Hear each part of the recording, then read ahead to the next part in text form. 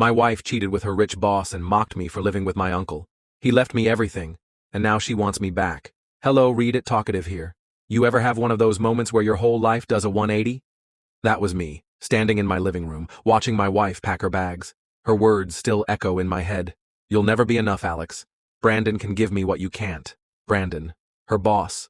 The guy who drove a car that cost more than the house I shared with my uncle. The guy with the tailored suits, the penthouse apartment, and, apparently, my wife. To understand how I got there, you need to know about Uncle Joe. He wasn't just my uncle. He was my rock. When my parents died, he took me in without hesitation. His place wasn't much, just a cozy little house in the suburbs with creaky floors and mismatched furniture, but it was home. Uncle Joe was a simple man. Worked hard all his life, saved every penny, and believed in doing right by people. He taught me everything: how to fix a leaky faucet, how to grill the perfect steak, and most importantly, how to be a decent human being. When Amanda and I got married, Joe welcomed her with open arms. He even insisted we stay in his house until we could afford our own place. Save your money, he'd say. There's no rush to move out. Amanda didn't feel the same. At first things were fine. Amanda was charming and sweet, and she played the role of the supportive wife perfectly. But over time, little things started to bother her.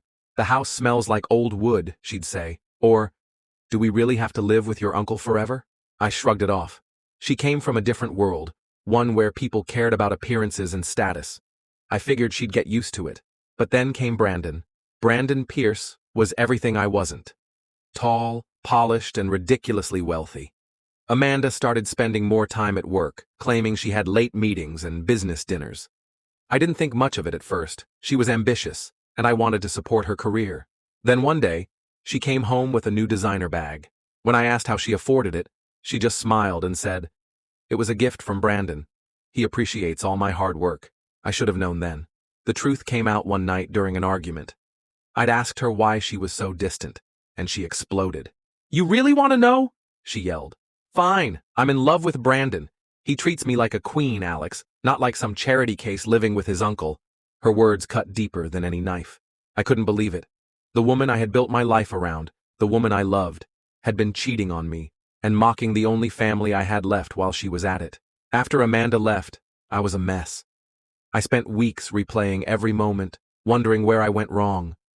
Uncle Joe tried to comfort me, but even he couldn't hide how hurt he was by her betrayal. "Some people don't know what real wealth is," he said one night. "It's not money, Alex. It's the people who stand by you when the world falls apart." A few months later, Uncle Joe passed away. Losing him felt like losing the last anchor in my life. But then came the will. Turns out, Uncle Joe wasn't just a simple man with a humble house. He had investments, big ones, stocks, real estate, even a few patents. The man was worth millions, and he left it all to me. It was overwhelming at first. I didn't even know what to do with that kind of money. But then I remembered something Joe always said: use what you have to make the world better. So, I started small. Fixed up the house, donated to local charities, and started a foundation in Joe's name to help kids like me, kids who lost their parents and needed someone to believe in them.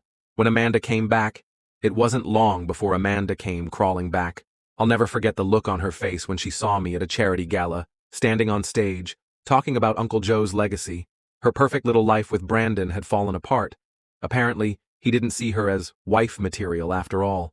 She approached me after the event, all smiles and tears. "I've missed you, Alex," she said. "I made a mistake. Can we start over?" I laughed, genuinely laughed. "You didn't miss me," I said. "You missed the money you thought I didn't have." She tried to argue, but I cut her off. "You mocked me for living with my uncle, Amanda. But that man, he gave me everything. And you gave me nothing but heartache. So, no, we can't start over." Walking away from Amanda felt like closing the door on a chapter of my life I didn't need anymore. Uncle Joe was right. Real wealth isn't money or status. It's the people who stick by you, even when you've got nothing to offer but yourself. Now I'm building a life that would have made him proud. And Amanda? She's just another reminder that sometimes losing someone is the best thing that can happen to you.